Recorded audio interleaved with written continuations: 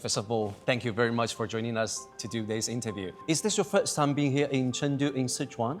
Actually, it's the second time. A beautiful spot, a beautiful city, very friendly.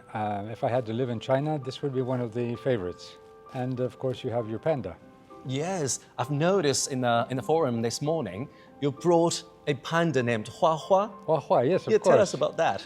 So last year, I was able to go to visit the pandas.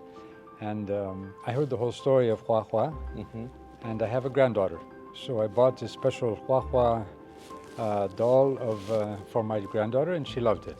Just a week ago, you watched the military parade marking the 80th anniversary of the victory of the Chinese People's War of Resistance against Japanese aggression and the World Anti-Fascist War in Beijing as the distinguished guests.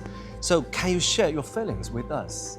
Even though it was a military parade, the message was not one of war, it was one of peace and one of cooperation and one of dialogue. And I think that message is a message we need today in the world. For young people from China and Greece, what do you most hope they can learn through education and exchanges? How can they find a balance between embracing globalization and adhering to their own cultural roots? Globalization actually means when you learn and when you meet other cultures, first of all, it tells you what you are. Globalization is a possibility to deepen your understanding of your culture. So that's one thing.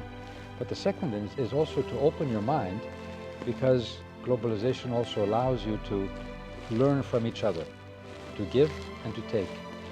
And I think that learning is the best part of our lives. As Socrates would say, a life without being examined, without being learning, is not a life to be really cherished. I really appreciate your point of view about this.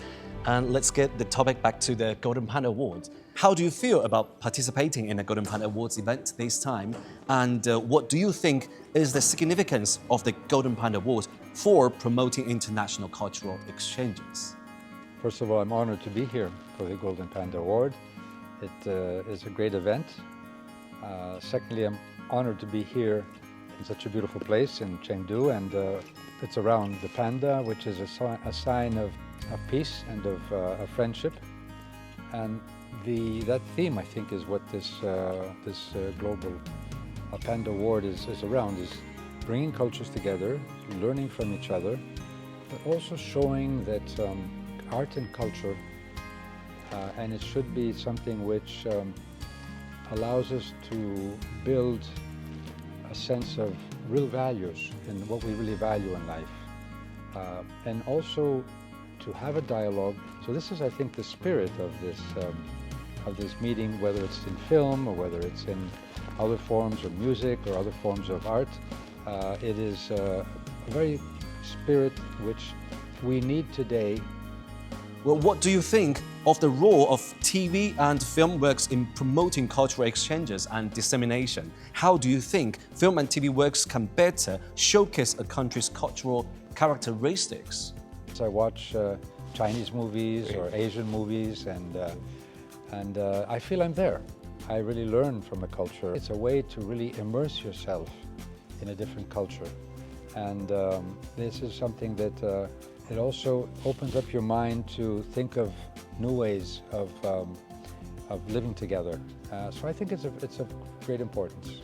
But I also like to see the movies around young people, how they, their struggles, how they think about their lives, about their romances, about their work sometimes, their difficulties in work, their hopes, their studies, of course, their schools.